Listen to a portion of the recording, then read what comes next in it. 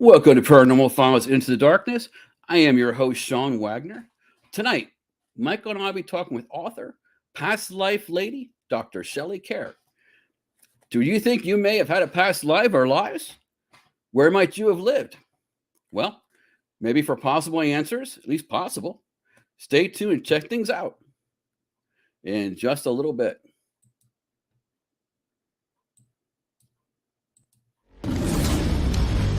The paranormal world is one of moving shadows. Strange figures hidden just out of sight. Supernatural phenomena usually offers more questions than answers. Spirits, demons, and the undead. Join us as we journey into the darkness with researchers, investigators, psychics, or mediums. Each one getting us one step closer to the truth. I'm Sean Wagner, and these are the Paranormal Files. Hey guys, how you doing? It's about time I bring on my co-host tonight, Michael Purcell. How you doing, Mike? I'm doing well, Sean. How about yourself? Doing well. I think we have a great guest tonight and a very intriguing topic, I might add. Very. Looking forward to it from our little break that we had, getting back into it. And what a way to nice start. Little free green room chat with her. Also, this show is a super chat, so please give us a like and share on Facebook or a thumbs up, subscribe. Hit the bell to be notified of future broadcasts on YouTube and share. Thank you. Michael, do you have anything to add by chance? Oh, no, I think we should get right into it. Sounds good. I agree completely. Also, everyone, if you have any questions along the way, please put them in all capital letters so that we can tell the question better, easier. All right, now for the real introduction for tonight. For over 2 decades, she has worked with thousands of people around the world, helping them achieve greater peace and happiness in their lives. She's a world-renowned past life regressionist,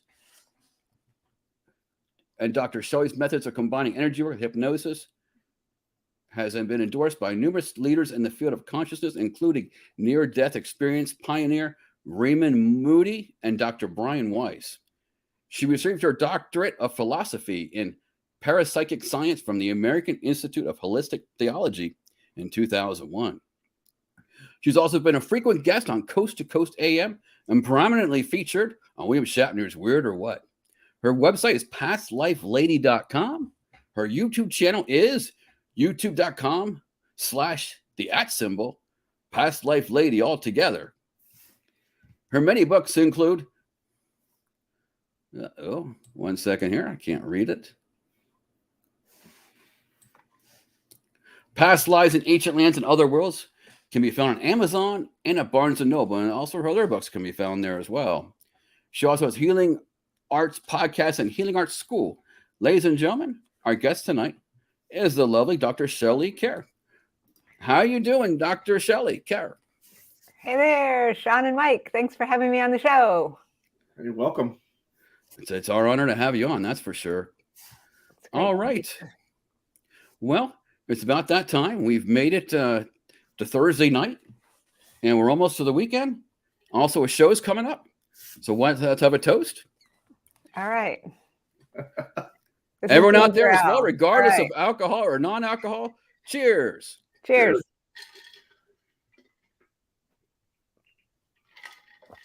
I'm going to set this down. Ready? Just in case. Okay. Yeah, feel free to drink whenever you want, certainly. All right. All right. Well, can you tell us what past life regression is and everything?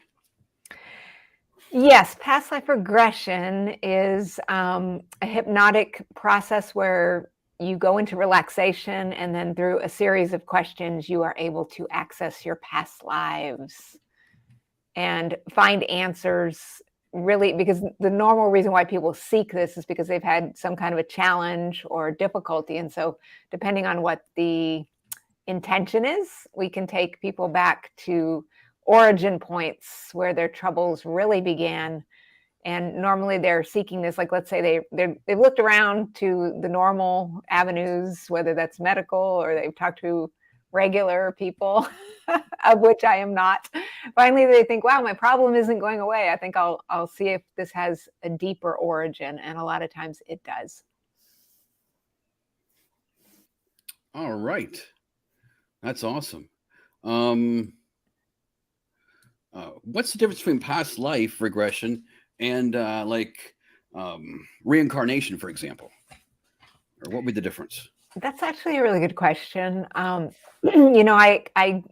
got interested in this idea of past lives and reincarnation when I was a kid, because my mother went to a luncheon and the subject, the lady who was speaking at the luncheon, she was the subject of this really famous book that was written back in the 70s called The Search for Bridie Murphy. It was about a woman who had really bad allergies. Again, she went to seek medical treatment, couldn't get resolution. So she went to a hypnotherapist, and the hypnotherapist took her back and regressed her by relaxing her, taking her into childhood memories. They tried to do some clearing. And finally, it wasn't really working. So he said, I want you to go back to the source of these allergies. And she went back to this life in Ireland and started reliving this lifetime. And then this helped her allergies. And so when I was 9 years old, this is when this idea was first brought to me. My mom went to the luncheon. She bought this lady's book. And we were talking about this when I was a little kid at the family dinner table, about what is reincarnation and what is past lives. That's why that's such a good question. Reincarnation is really the idea that your soul is coming back and that you have lived before and you will live again in another incarnation after this one is over. So you may have lived many, many lifetimes. And then the idea of past lives is really when we're using this, in this case, of what I do is going back into it in a therapeutic kind of a way to help people find these triggering events. And this example I was just sharing, in this case, the lady had allergies. She's trying to go back to the source of those. And if it doesn't originate in this life, when you're in that hypnotic state, slowing the brain waves down, it's like listening to a guided meditation CD. But if you ask people the right questions, then in this case, they can go back much further and uncover stories, memories that relate to the thing that they're doing now. And it can be, very, very transformational. Very interesting. Yeah, very interesting.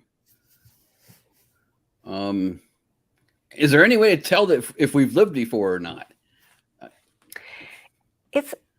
It's really something that's very interesting, because you're on this guided journey. You're going back, and pictures, thoughts, and feelings will begin to emerge depending on the questions that are being asked.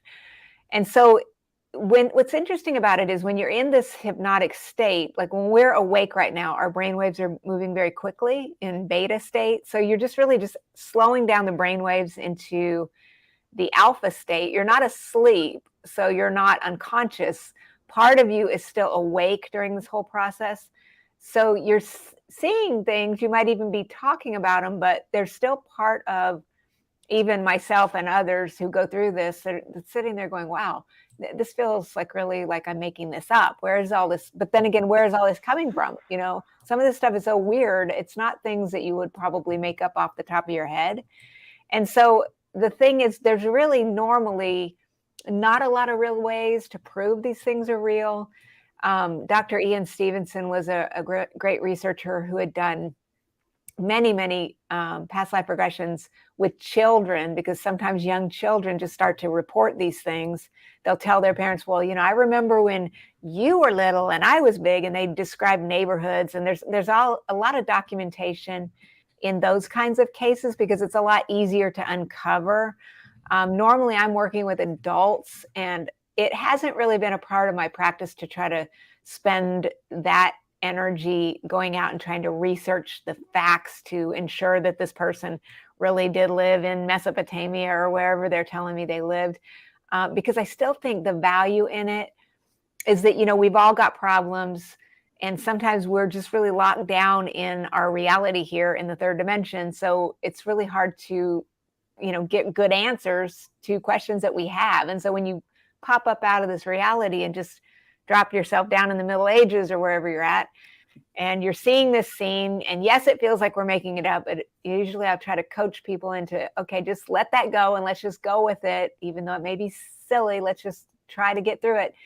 And I'll say, well, what's happening there? And they'll say, well, I'm doing XYZ or whatever it is they're doing. Okay, great. So how does that thing that you're doing there apply or relate to the life that you're currently living now? And they'll go, wow, you know what? I was doing the same thing there that I'm doing now. And it's like, oh, okay, wonderful. So if you're loving what you're doing and everything's going wonderfully, then maybe we want to tap into how we could do more of that. But more often than not, there's a challenge here. So if they go, oh, wow, I was doing that then and I'm still doing it, we don't want to do that anymore, then we do a variety of processes to help people, figure out, like, do we need to cut the cords? Do we need to do some forgiveness or healing around whatever's happening, and just come back into the now with this new information, whether it's about a gift or a talent that the soul has, or things we don't need to be doing, but that we could learn from so that we don't have to continue to make those same mistakes in the current life. So in terms of whether that's real or not, it's very, very real to the people who are experiencing it. And yet it's not, it's like all of the paranormal files, right? They can't always be proven. You can do a little better with a camera if you see a spirit on a camera or something, probably, than this. But, I think it's real. Again, the outcome to me of helping people feel better about their current situation is, for me, far more important than the facts. All right, cool. We have a question already. Oh, great. All right. David Lester says, a lot of documentation of children recounting past lives in detail. How would they know that if there was nothing to it? Sometimes the children are saying things, and then the researchers will actually go out and start taking notes about everything that the children said, like what town were they in and things. And so you can sometimes pull historical records, which is really a fascinating aspect of this work that does happen. And then in some cases, they've been able to prove, based on things that the child said, the child named certain people or gave such specific details that there's just no way they would have known about things. Or they'll say something to an individual who perhaps was their spouse or their parent, or they were the kid's parent, and it's something that would have only been known to the two of them. And so through those paranormal occurrences, they say there's just simply no other explanation other than this person must really be the reincarnation of someone that the adult knew. So I have a question along the line. You were saying that when the children are given the details and they name names, do the children or the adults in your sessions, when they're going back, do they come up with a name, or like my name was Marty, or something, or? They can, yes. In past life regression, historically, once they're there, I ask them, like, where are you? What's happening? Gaze around the room and notice the energy of the people there and see if that feels like people in your current life. And they'll go, oh my gosh, there's my mother, or there's my best friend, or whatever. And they'll name those names. They don't always, if I ask them to name their name, occasionally they'll bring that information themselves. Where that does come in, which is a little bit different than what we're talking about right here, I developed many years ago a technique that I called genealogical regression, because what was happening is I was finding that some people came to see me because they want a past life regression, but I was sensing they needed some family healing to happen first. And so I created this journey where we meet with the higher selves or the soul essences of their parents, and then travel down the ancestral line. And in those cases, people would start, flying over. Instead of looking out their own eyes and going, wow, I'm in the Middle Ages, they would be floating over events that happened to their ancestors. And in those cases, I would have them look down and say, okay, do you sense that there's an ancestor there? And they'd say, yes, this is like my 5-time great grandfather or whatever. So I was teaching a 7-week-long course for the Shift Network a year ago. And one of the students there in this space, again, it's the same space as regression. You're still in the space where you're still consciously aware, but she heard a very specific name. She had never heard it before. She came out of the trance and wrote it down. And in this case, because we have ancestry.com, in the genealogical regression, I have had people say, yes, they can go meet with specific ancestors, maybe that they particularly already knew about through their own ancestry research. But in the case of this woman, that name, she went out and researched it, and she found out that was an ancestor she did not even know about. And it led her to this really amazing breakthrough and understanding and healing. Oh, that's good. That's good. That's awesome. Yeah, it was pretty wild, because when we, there's a study of epigenetics now, and the CDC and reputable sources are studying the fact that we're carrying up to 50% of our personalities straight through our DNA. And so we're embodying the ancestors. And so when we can send healing to things that are normally like battlefields and it's usually, again, it's not usually happy things, obviously, otherwise it wouldn't be needing healing, but we send light to it, and then people start to realize that they feel lighter in their physical bodies in the present. Oh, okay. So how long does a session, do you do multiple sessions when you do this, or is it like one session for an X amount of time? Like, usually it takes about, if it's a private session, it might take about an hour or a little over an hour to do. And it depends, how many, I guess it depends what's being addressed, but usually people can visit a few different life experiences during that time period. no. And then I do also teach a lot of, I'm out, at expos and stuff, and I'll do group regressions and with big groups of people. Theoretically, you can still get a lot out of group regressions or even guided imagery recordings and things like that too. It just depends on how deep you want to go. No, okay. All right. We have another question. Yes. Mike, you might know this person, Gwen Purcell. Do I have to admit that? Do we always have the same people with us no matter what life we are in? That is a great question, Gwen. I do believe that a lot of the people we're encountering are familiar, and that we do travel in soul groups.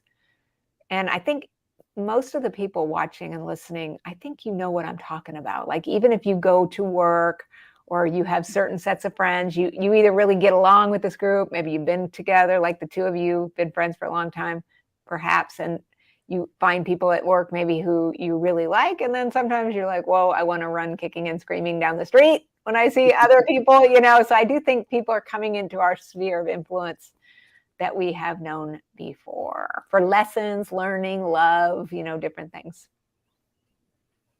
Nice. Awesome.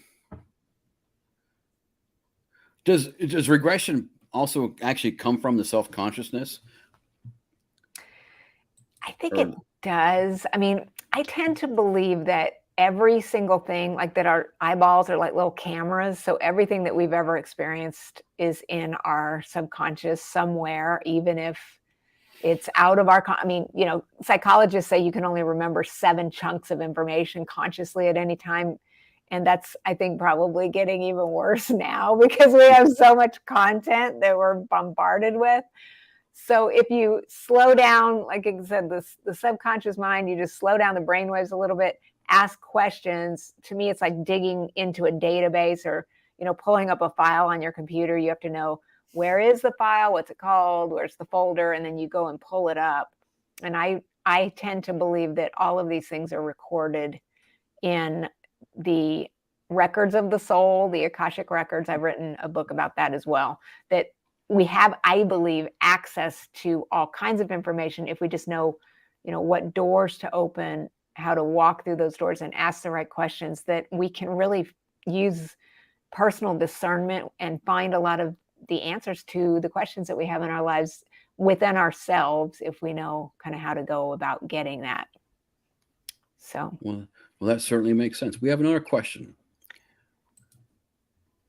Thank you, David, again. Do you use any type of technology attached to those participating to try and establish if they enter a state of regression rather than pretending and telling a story? What are your methods? Oh, that's a great question. I don't use, it would be cool to hook people up to little electrodes to actually be able to monitor the brain waves. I don't use any kind of technology like that. I'm a big believer in the theater of the mind, so to speak. I know, like right now, for example, there's a lot of a big movement towards like ayahuasca and things like that. I'm into live and let live, but that's not a journey that I would go on, because I really believe we can go into our minds and tap into a lot of these different spaces. So specifically, David, how I would have you do this, let's say you're sitting in a chair, we're going to take you through a relaxation, bringing light from head to feet, and then using the power of your imagination to walk through a door, meet with a special guide who would guide you into these different places. And again, though, am I measuring the brainwaves? No. There's different ways that I can tell if people are, relaxed enough to do such a thing. And I think that's another good question. I guess I'll go ahead and ask and answer. People want to know, well, what if I can't do this? Can everyone do this or not? I do believe everyone can do it. I do think, though, that some people have a harder time allowing the thoughts that they're having to just come up without judgment and things like that. So, and some people also, one of the things I spend a lot of time talking to people about is, some people are visual, but other people are really not visual. I was never a very visual person.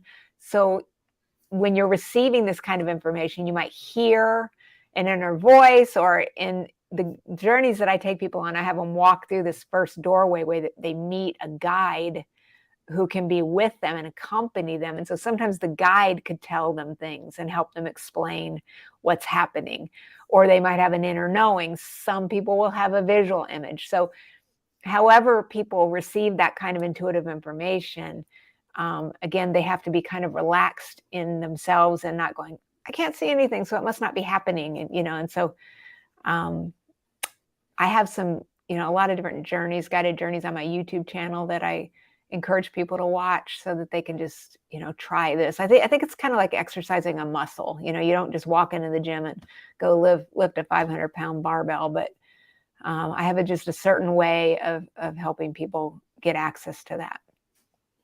So. All right. Again, her YouTube channel is Past Life Lady. Yes. Okay. I know you have to be hypnotized. So what happens when you're hypnotized? Anything to fear when going through it by chance? I think that gets kind of a bad rap, as does a lot of the paranormal files, Yes, definitely.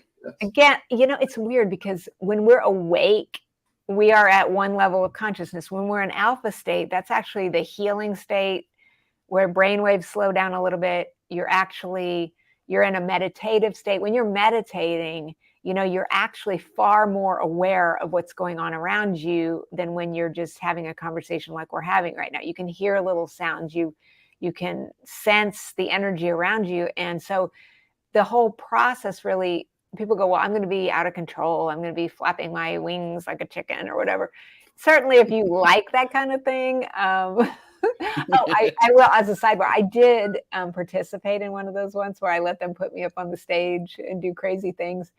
I'm very hypnotically suggestible. So, and I thought, well, I'm on a cruise ship, so I'm just going to have a good time. So I did do some crazy things. I think I sang and a couple other weird things, but sounds cool. If you're willing to do it, you still would have to be willing to be acting like a clown, otherwise you're not going to be doing it because you're still in a lot of control over yourself. So, that part I didn't realize. Oh, you didn't think you'd be in control? Exactly. Or how much control you would have. Because when I was in school, we did a hypnotization thing, and one of the kids was into it in the audience and actually got hypnotized, ended up going up a stage as well. So that was pretty cool. He was the one that you truly knew was hypnotized for certain. Some of the other ones you might have had doubts, but he was.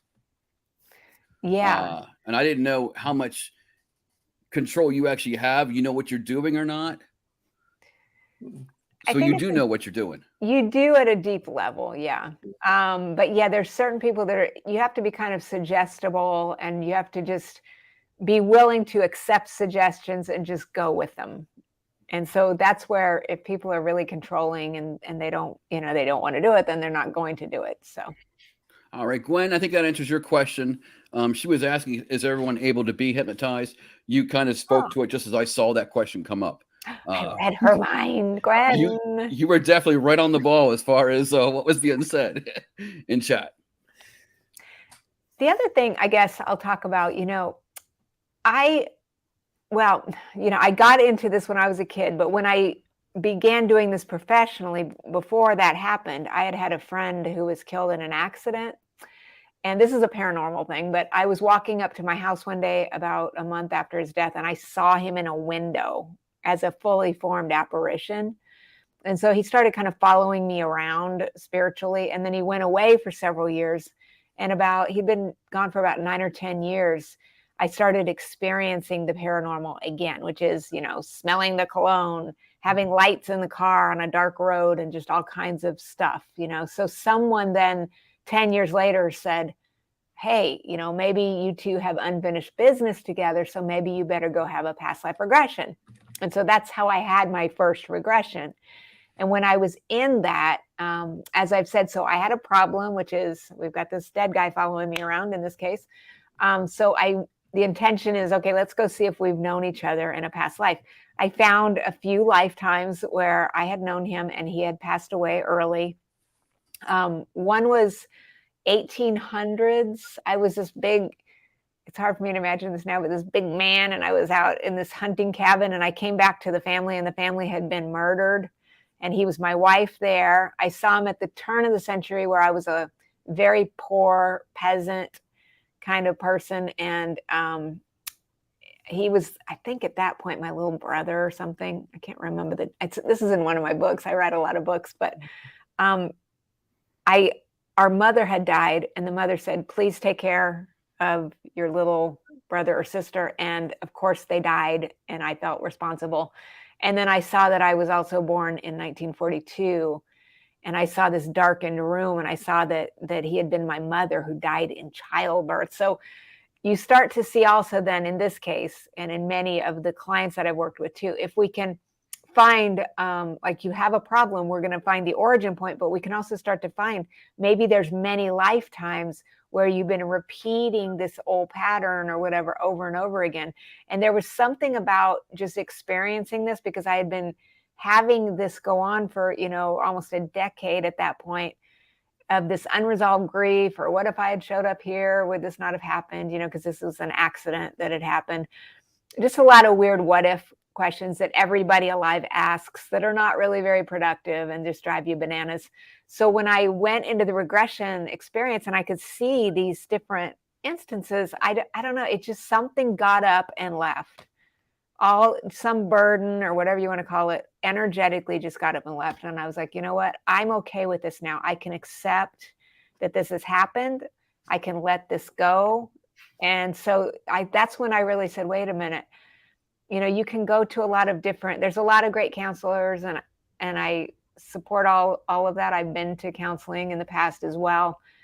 This is just different. You walk in with one mindset, and you can turn and come out of it with a completely different frame of mind that, in my case, really helped me let go of something that I've been carrying. I've been carrying it around for a long time. Well, thank you for sharing. Yeah, that was paranormal. Yeah. It definitely was. And that actually my question. I was going to ask, like you mentioned, he was your mother, like, so you can be over like regression. You could be different genders. So just because you're a female today doesn't mean in a past life you've always been females. Yeah. In ancient lands, I think I talked about, I experienced myself as a Roman soldier also in the past. Oh, okay. That sounds pretty cool. Yeah. That would be cool. Yeah. I hope I was in Babylon, just so everyone knows for the record. He wants to be in Babylon. Maybe you were, Hey, that wake was up interesting. every morning. I used to not have as many people regressing to Babylon, but now because of Discovery Channel and all the great content, more people are remembering their past lives there. So it could be you, Sean. And the hang gardens would be great to wake up to every morning. That would be great. We need those now. No one can argue that one. Yes. All right. David has a question as well. those you have worked with, do they all regress going back as a person, animal, or plant? Anything funny or regrets from them? Yeah, that's so interesting, David. I have a book called Past Lives with Pets, which I love. A lot of people, people don't come to regression because they've got an issue with their dog. Their dog is, my dog's acting like a jerk, and I'm here for therapy, or counseling. No, but when they go back into the past lives, sometimes they recognize, oh my gosh, there's my pet. And so in this book, I have lots of case studies of people who saw their pets in other times and places. And usually those are more about, your pet loves you when everybody else thinks you're acting like an idiot. I certainly know, even my cat, I know he gives me the cold shoulder, but he still loves me. So a lot of times your animals are teaching you about unconditional love, how to take care of helpless things, how to, be loved when you're unlovable or whatever. And so it's a really nice sidebar to some of the issues that people look at. And then in that book also, I do explore some people who really do believe they go back. Again, we're asking for them to return to a point of origin where a problem emerged, and they do occasionally go back to lives as animals. And the other thing that happens, if people heard of that book and that movie called The Dog's Journey, it's about this dog that passes away and it keeps getting reincarnated into the same family. So there's lots of cases of people, including myself. I had these 2 cats when I was a kid, and then later in adulthood, these same 2 cats were together again. And I really always felt in the back of my mind that these were the cats that I had as a kid. And when I started doing the research for that book, there's a lot of people who believe that their pet they had as a kid has come back to them. And so there's case studies like that. And so, yeah, a lot of interesting stuff there.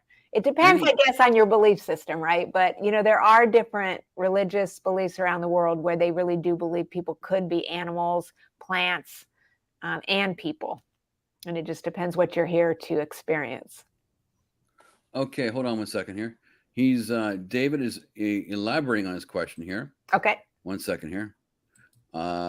He actually meant, was their past life lived as an animal and not a person? Oh, yes, that as well. That's what I mean. They went back into the past. Let me think of one of them. I'm thinking about, there was one where the guy thought he was a Canadian brown bear in the Rockies. There was another one where a man had gone to Africa and he was doing one of those cage dives with the sharks. And this brought up this past life memory where he experienced himself as a shark. I also do deal with a lot of people who believe they were in Atlantis and Lemuria. So dolphins are common. I mean, your audience might, what? Dolphins? It's common for me. I mean, I'm not saying that regular people run across reincarnated dolphins, but I do. And just everything in between. So, all right. A reminder to everyone: our guest is author, past life lady, Dr. Shelley Kaehr. Please put any questions in all caps to help us see them. If you like the broadcast, consider helping us out by liking and sharing. Thank you, everyone, for tuning in and watching on Facebook, or by giving a thumbs up and subscribing to the channel and sharing on YouTube. We also have another question. Melissa, thank you for the question. She asked, if you ever come across someone who you could not hypnotize, how did you resolve that situation? Yes, occasionally. Yes, I do. I'm pretty good at helping people who have historically had difficulties doing that. But, there are times, of course, when it's just not going to happen. So typically, I really like people. I don't have that much private session availability anymore. So I really like to put a lot of content free on the internet, and in all my books, every single book I've ever written, there are guided imagery processes in there. And now that we have apps and recording devices, I encourage people to read it, listen to it, or on my online platform, my school platform, I've got recordings of me taking you through those. So it can be very affordable, or it can even be free that you could try this. So I really, if people are going to want private sessions and things, I really do encourage them to go to my YouTube channel first and try this. And again, I think it gets into this idea of just, are you able to allow yourself to go back in your consciousness to a kind of a state of mind that you had when you were younger? Like when we were younger, we would play with our toys, we play make-believe or whatever we're doing. And we really weren't judging ourselves. As adults, obviously, we all judge ourselves and we're told, hey, that's silly. You're not supposed to be doing that. So you're kind of asking your subconscious to just get back into that childlike state again so that you can, have this experience. So it's a good question. All right. 1 second, I'll get back to the comments. All right. Just a couple comments that came across the way. Gwen, I hope that's the case. I would love to think my Sammy was with me in my past. And Melissa, I've always been drawn to water, even though I fear drowning. I've always had a fascination with sailing ships. Past life regression hypnosis would be interesting. Well, Melissa, I'll tell you what, that is so interesting that you say that, because I am also very drawn to ships. I used to think cruising sounded boring, and now I'm like addicted to it. But whenever I'm out there, I am simultaneously terrorized. And I feel that kind of, that's kind of a conflict, right? I mean, you love it, but you're scared of it. So I definitely think those kinds of complicated emotional feelings that we have about things could be linked to a past life. I know that I've had regressions where I have been on ships before, and I haven't really gone on one where I knew that for sure that the ship went down, but I just have a feeling. I wrote a book about something I call supernaturally, which is this word that I made up that nobody can pronounce, but it's a supernaturally induced. Yeah, I wrote it in a book, and now nobody can say it, but it's like a supernaturally induced past life memory. Like you're wandering about, minding your own business, and now you have an influence coming in, a feeling like the feeling you're having in this case about ships. It's like you're either having a memory of something that happened in the past or something slightly different. Plato, the Greek philosopher, said that we all have something called anamnesis, where the soul actually knows who it was before. You have a soul knowing. Like I've always felt a connection to England. I didn't need really to be having a past life regression for that. And in this case, it sounds like you have an affinity towards sailing and things. Like maybe you didn't grow up like that, but you've just always loved it for some reason. So you would have to start asking yourself, well, perhaps I've had that experience in the past. And I think that there's, I'm trying to kind of, through the books and the different exercises in the books, help people unlock this soul knowing that I think that we all have. If we quiet our minds, I think we do know who we've been in the past to a certain degree without even going through the regression, based on the things we're attracted to.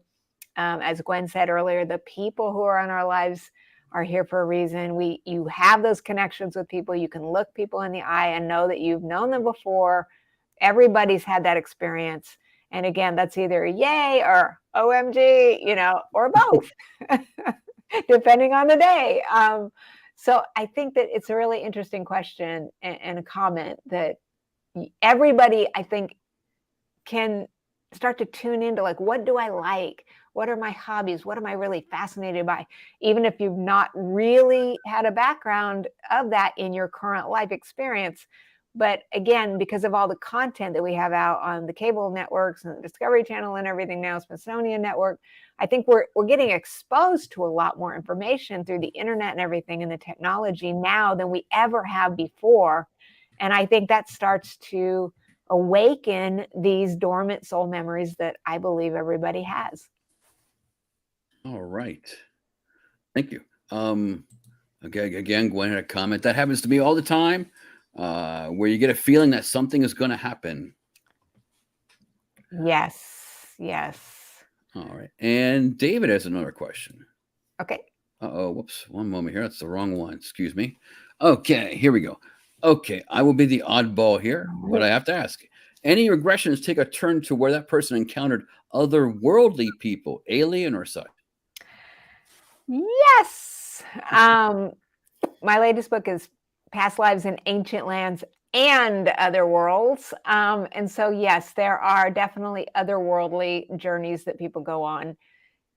There's one case study in there where the client believed he was flying around in a ship, and he's describing the galaxies as he's traveling around there. There's some other really cool encounters with extraterrestrials that people have in past lives. And another really cool study that I liked was one of the clients said he was in the Giza pyramids. They were building the pyramids, and they were told, don't look over there. Don't look at the god over there because you will be punished. And he said he reported seeing this like silvery escalator looking thing, like that was mechanical, going up and down the pyramids and things. So yeah, there is some of that. Again, when does that come up?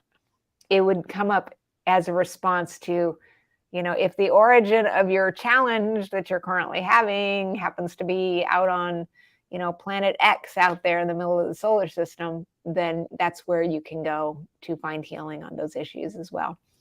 And the other funny thing I have to say, my publisher is Llewellyn, and I love them. And see, I think, because I am very strange, I believe in Atlantis and Lemuria. That Lemuria is a civilization that predated Atlantis.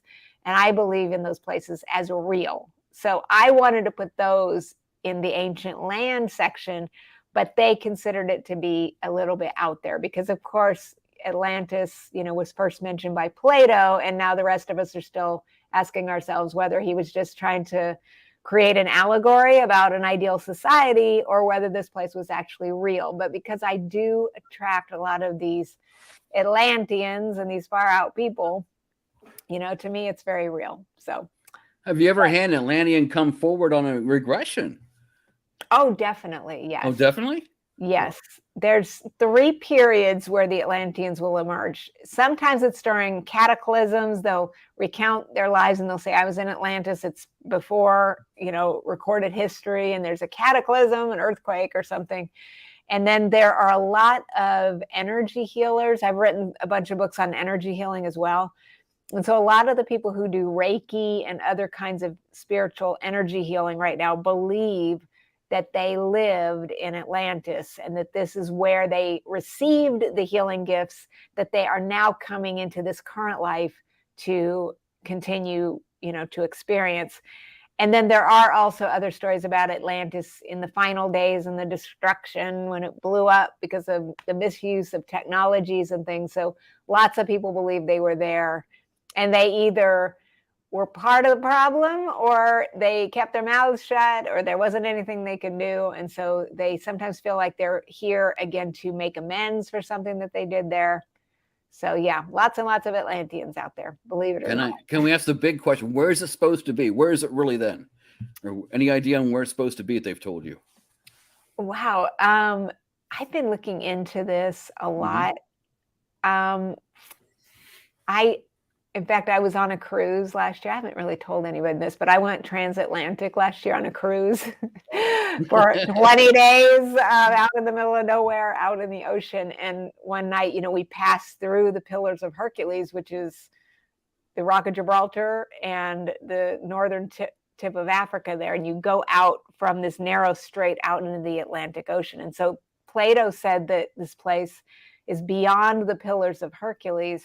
One of the places out there that they're starting to look at is like on the coast of Spain and Portugal and maybe even in the Azores. They keep looking for it. But one of the things that's really fascinating right now, again, because of technology and the things that we know, is that they use ground penetrating radar and sonar under the oceans now. We are finding lost civilizations under the ocean like every 30 seconds. So what if Atlantis, I mean, it could have been several different places. So I'm starting to kind of come to the understanding that we may not ever know for sure which one is the one, you know, that Plato was talking about. Although, you know, we're finding more and more places with concentric circles, but you could also say, well, that's how the Romans built amphitheaters and stuff too. So, you know, I think it's a mystery and it may always remain one. So we'll see. All right. We have a couple comments and a question as we go here. All right. All right. First, Melissa, thank you, Melissa. Melissa, excuse me. I have also come across a complete stranger before and exchanged a few pleasantries. Yet I felt an instant, hold on one second here, it continues, Dot. connection to, as if I knew them. Oh, okay. I think that's possible, yeah. Because I think one of the ways that these dormant past life memories are triggered is when you look into the eyes of someone and you just make that connection. You don't know them, you've never known them, but yet you've known them. I mean, that's a good point. It comes up to Also, like when we went to Lancaster to look at that. I can't think of the home, but now it was a printing place. that was the Miller Mansion. Miller Mansion, yes. Yeah. My wife Gwen and the woman who was the part owner of it, they had that connection. They're like, talking like felt like Yes, they did. Yeah, I remember. And she's like, "What's your name?" And we said Purcell, and we said from Shamokin. And she's like, "Oh, I have family that's a Purcell from Shamokin, but I don't think we're related, even though it's a small world. I mean, there's a few Purcells, and Shamokin that are, and Shamokin's a small town. I mean, it's not like, it's funny, but there is a family of Purcells that we're not related to. But I thought that was I gotta book that place for a paranormal investigation. Yeah. Wow. And I have to ask real quick, how was the transatlantic? Did you come from like back to the United States? Or did you go to the United States over? Because I just said to my wife, I said, because we were talking about going on a cruise. We're going on one next year, but we said about going to Greenland and Iceland in maybe 25. And I said, it'd be cool to do a transatlantic. And now, yeah, I just have to ask. Yeah. In one of my past lives, in my current life, I owned a travel agency and I specialized in cruises. So I took, in this case, a transatlantic from Rome to New York. Oh, that would be. It was pretty cool. Yeah. It was weird. Like once we went through the Pillars of Hercules, you're out in the ocean. There's going to be days, obviously, you're going to be out at sea. There was some kind of a hurricane north, and it caused us to have 70-mile-an-hour winds and 50 or 60-foot waves outside. And I thought I would be scared to death. And for some reason, I don't know if I've just gotten zen about it, but I wasn't scared. And we had to park the ship behind one of the Azores for a while to kind of get away from a storm and stuff. And I don't know, I was very zen out there. I did a lot of meditating. It was really, I would do it again. Yeah. But the reason why I'm probably more acclimated to it is in 2017, this is a weird story, but a normal travel agent who just buys an agency would probably take somebody to the Bahamas, but not me. I started going, I'm not getting any younger. I'm going to take this cruise that started in Hong Kong and ended in Auckland, New Zealand. And so it was 2 segments. And so I took one group from Hong Kong to Sydney, and then Sydney, Australia, and then Sydney to New Zealand. The minute we got on the boat, one of the engines was bad. And so the ship was putzing along. Bottom line is I called the people who were going to come on in Sydney. I said, look, the ship's having some problems. They said, well, we don't care. We're going to come anyway. When we left Melbourne, the ship died and we were floating around in the Tasman Sea. Well, we weren't out completely into the sea, thank God. We almost were through this little point where we would have been in the wilder sea. So that's right by Antarctica there, a cold blast of air. We're stuck there, and a tugboat had to come rescue us. So then I had a lot of credit for cruises, and so I just go on cruises all the time now. Nice. I'm done with my credits, but now that I'm a high roller with this particular cruise line, I'm just going to keep going, because I think there's no better way really to get around the world than that. And I definitely highly recommend the transatlantic, but part of it was because I was already stranded on this ship for many days earlier, so I kind of got used to it. It's probably not for everybody, but I like it. Well, sounds interesting, especially Hong Kong to Australia. That's wow. It was a once in a lifetime. Nice. And Gwen says the shaman I work with states he was from Atlantis in a past life. All right, and now we have a question. Makes sense, Gwen. David again? Have you ever attempted to put someone in regression, but they went to the future? That's a good question. The first book I had on past lives called Livestream Journeys into Past and Future Lives. I started at the beginning of my career taking people into the future, but not into a future life. I would have them go into the past, look at the origin points for their challenges, and then I would have them travel into their current life, into a moment in their current life future where they're happy, they're healthy, and where whatever this issue was, it's been resolved and everything's working out wonderfully. Because, you know, we know from quantum physics that all time is now, all the possibilities exist out there. So I ask people to go to the happy place and then come out of the session and try to say, oh, wow, okay, great. Well, what was the first thing you did? Well, I read the book, and then I went to the seminar, and then I did this, this, and this. And they can start to map out, because they see it in this hypnotic state, the steps that they would take to create this good, wonderful life for themselves. And so there had been a lot of really interesting cases of people, you know, achieving their goals, going back to school, and having all kinds of cool things happen. That book that I mentioned, Brian Weiss had endorsed that one back in 2001, and he used to send me his overflow clients. And when he read that book, he was like, I am confused. Aren't you afraid to take people into their future in the current life? Because what if they see their death or they say something horrible? And I told him then, and it's really true, that if you're guiding people saying, look, I want you to go to the happy place, they will go there. They'll go to something wonderful. And so I've never had that happen. But Brian Weiss, I've never really done a lot of this. He started taking people into far out futures and far reaching futures.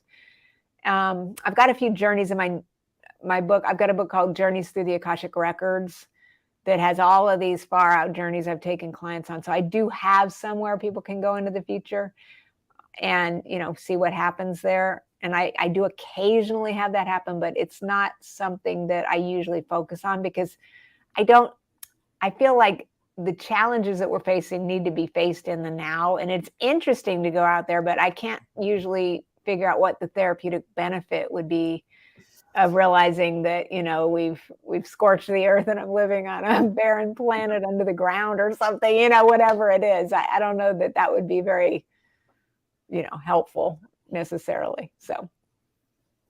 All right. Why don't we go into your book?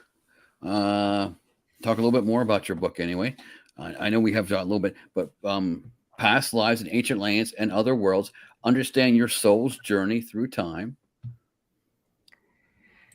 Yes. So I've kind of alluded during our time here. I'm really interested, as I have been in this for over 20 years, which is scary enough as you start to think about that. It's shocking, but I really want to help people to engage with different kinds of thinking and content that might help people remember who they used to be. So each chapter begins with the ancient lands chapter, where it's like a historical timeline. I'm telling you a very, hopefully simply written, but I'm giving you a brief summary of some of the major periods in our current thinking of history, starting with cases of people who experience themselves in prehistory as hunter-gatherers, some really super interesting cases of people like, you know, struggling in caves and their mate's dying and the fire's gone out and they don't know how they're going to live.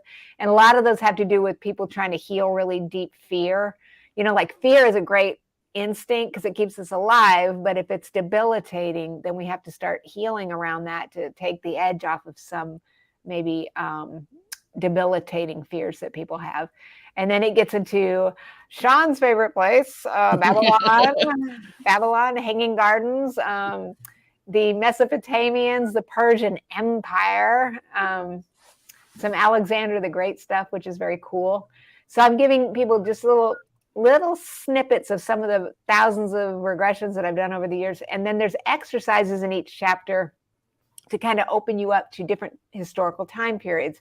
Then we have to move into Egypt because I know a lot of reincarnated Egyptians. And then we get into Greece and Rome and Asia and different places. So each chapter, I'm just inviting people to just sit back and hopefully, if nothing else, you're entertained. But then also I'm asking you, like, how do you feel? Like, were you really super excited about the Hanging Gardens of Babylon? And you were really repulsed when you heard about Egypt? You know, start kind of sensing, like, how am I feeling? Like, if I'm jumping for joy, or if I want to run kicking and screaming down the street, then those are the places where a healing might need to happen. And so by the time we get to the last part of the book, you have a past life regression. And I show people how to set your intention and say, okay, today I'm going to go into Babylon and see if I was there. And so you can set your intention. You can use this regression journey as much as you want. You just set different intentions and it'll take you to different places. And then in part 2 of the book, that's when we're getting into, yes, the Lemurians and this energy that I call the before, which is timeless. There's people who can go all the way back and experience themselves as little balls of light in the universe. And this is super helpful because I don't have to tell y'all and your audience about, people are very discouraged. We've had a pandemic. We've all been through it and back. And so there's, people are just feeling discouraged. And so if you need to feel unconditional love and encouragement and just oneness with the universe, this very elevated space, there's a journey to take you there. And then I talk about the Lemurians, the Atlanteans that I described earlier. And then we get into some outer space things. And I've got really interesting journeys. I do occasionally, I don't do a lot. I'm not Dolores Cannon. I don't do it all the time, but I do encounter people who believe that they've got agreements with ETs and things. So there's that actual journey in there where you just think of the extraterrestrial as your employer. And if you don't like your employment contract, you just go into a space, you meet with them, you figure out what the lessons were you learned, and you can renegotiate those things. And then, and then a past life regression and things like that. So I hope it's entertaining. It is the book that I've always wanted to write. So I hope people find it fun, but I hope even more than that it just helps you understand yourself. You are unique. There's nobody else like you. And I think it's so interesting when we can learn more about ourselves in that way. I have more to do as far as checking out that book, but it sounds really good, certainly. And if people know Shirley MacLaine, she actually sent that out to her mailing list and recommends this book. Although some people are saying, who is Shirley MacLaine? And then that's making me feel sad and old. But that's another story for my issues. Although it impressed my parents. So there you go. Finally. Well, no, I'm just kidding. That's a good thing. We do have another question. Gwen also asked, is energy healing something that would come up in a past life? Yes. When I first started doing this so many years ago, now I do everything by Zoom and stuff, but working with clients, you sense that, thoughts really are things and they're sitting in the energetic fields around you. So every memory that you have has an energetic component to it. So we really do a lot in the guided imagery, even the way I write the scripts to help, things are getting lighter and lighter and lighter. Your energy is getting brighter. And what we're doing is we're inviting any denser energies to get up and spin off of the energetic fields. So it definitely does involve energy healing because you think you're just talking things through. But when you work on things at that level, you really are digging into your energetics and lightening your energetics up quite a bit. All right. Do you guys meditate? I was going to ask you that. Have you ever tried it? I used to. Like when you sit on the cushion and stuff, this is another way to explain this, but I went to a Vipassana, which is the teachings of the Buddha, and sat on a cushion for 10 days in silence, which was, nobody thought I could keep this mouth shut, but that's another story. I did do it. And while I was there, they said, sit on the cushion and breathe. I mean, how hard could that be? But I started feeling like a lot of pain. I felt things twisting off. And then that's when I started realizing like the things that I've been teaching all these years, it's just a different way to see it. Meditation is another way of just breathing and focusing, is another way to get these energetic things up and out of our bodies. It's just, it maybe takes a little longer. Past lives is the regression process is just maybe a little bit more targeted. But all of that can be very, very beneficial. Yoga, meditation, all of that helps. I tried it a couple times, but I seem to after a certain point, just go into a deep sleep.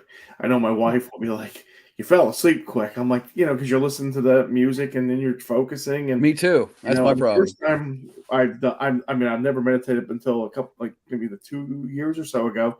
We went to Gettysburg for this weekend, and we all sat around and they were just, trying to clear your chakra, and they're saying the colors, and next thing I know, I get a nudge because I'm snoring. And she's my wife's like, "You're snoring." I'm like, it was relaxing. Like, I've never done it before, but it was like just listening and trying to focus and seeing everything just put me out. So I only did it maybe like a handful of times. So Have you ever done it where you were asleep, but then you did come back when they told you? no. Or no? Oh, okay. Unless she nudges me, but yeah. Okay. Because I have people in classes and stuff, they'll go to sleep. I mean, it doesn't hurt my feelings, okay, I'm boring, whatever. I'll try to get over it. I don't think it's boring. I think it's relaxing because it's like, I mean, for somebody like me who likes to always be on, I never went camping before, but we bought a camper and we went camping, and it's like, when I'm at home, I'm trying to either do this or run here, or run there. So when the first time I went camping with my wife, and we're sitting around a fire, and it's like all day, all you're doing is either running out of the camper, sitting around a fire. There really is no like, hey, I got to run to Lowe's, or I got to run here. So it's really, for me, who's like, gotta go.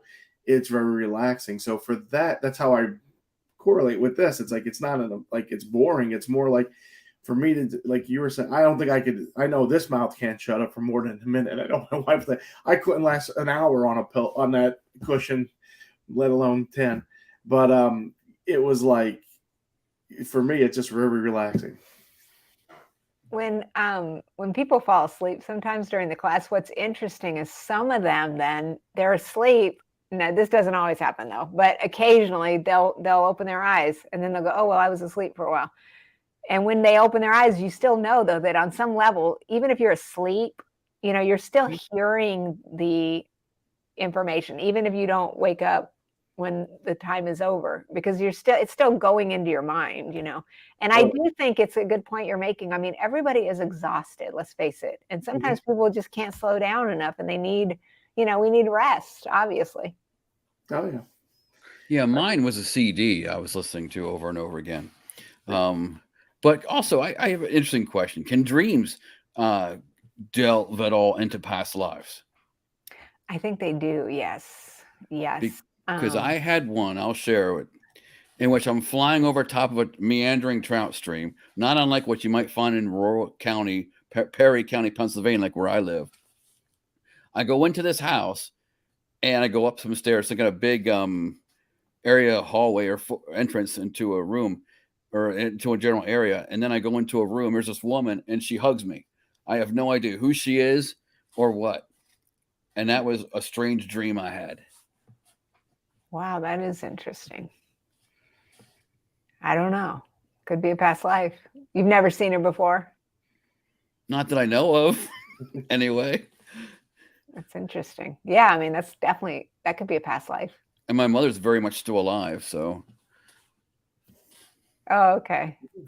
I don't know. I see faces of people I don't know in my dreams sometimes. I wonder what that is. I often wonder the same thing. Like, is that just souls running around? Is it people I know? Is it people from the past life? Who knows? It's amazing. It's shock going into that house. Yeah, exactly. I had a friend years ago. Her husband would go to sleep, and he was having these nightmares, and he would wake up and he felt like he was in a war and stuff like that. And he didn't believe in any of this. And when I was very new in my career, he wanted me to take him on a past life regression, and he went into the scene where he saw himself there. And he never made fun of me again, but I think it really, it was just shocking, But that had started in a dream. So I definitely know that that's possible. Because again, it's in there, right? It's in your subconscious mind. And I think we're trying to work things out in the dream state. We still don't even understand why we need so much sleep, what exactly we're doing. Are we even bilocational? We might even not even be on this planet all the time. We're popping our consciousness out into the universe, working things out. So you never know. That is indeed true. Well, let me check something here quick. All right. We're about out of time. I want to thank our guest, author, past life lady, the lovely Dr. Shelley Kaehr, for coming on with us. Her many books, including Past Lives in Ancient Lands and Other Worlds. And 1 second here, I got to get the rest of it. Understand Your Soul's Journey Through Time. And her other books can be found on Amazon and at Barnes & Noble. Her website is thepastlifelady.com. And her YouTube channel is youtube.com/pastlifelady. Her upcoming appearances include, correct me if I'm wrong, by the way, on this, June 9th to the 11th, International New Age Trade Show in Denver, and September 8th to the 10th, the Omega Institute Soul Survival Weekend. Where is that? I did not put that down. I'm sorry. That part I lost. The New Age Trade Show is all of the metaphysical store owners coming to a industry trade show. And then in July, this one isn't up yet, but I'm going to be at Mystic South in Atlanta. So okay, stay tuned for that. And then in September, it's at the Omega Institute, which is in upstate New York. So I'll be with John Holland, and who's an amazing psychic medium, and Anita Morjani, who had an incredible near-death experience. She's written a best-selling book and some others. And we're going to be doing a really intense weekend of soul survival. You'll get mediumship, you'll get regressions, and we'll be in the middle of these beautiful trees in this wonderful facility out there. It's going to be amazing. It definitely sounds that way. I want to thank everyone in chat. We had a great chat tonight. A ton of questions. Thank you, guys. Thank you. Our next show will be June 1st with author, paranormal investigator Sam Baltrusis. June 15th with Fox Paranormal. They specialize in ITC communication, which should be the like the voice box type thing. June 29th, medium Rebecca Foster from paranormalrealitytv.com. July 20th, Ernie Atwell, Paranormal Inc. and co-host of Step Into the Paranormal.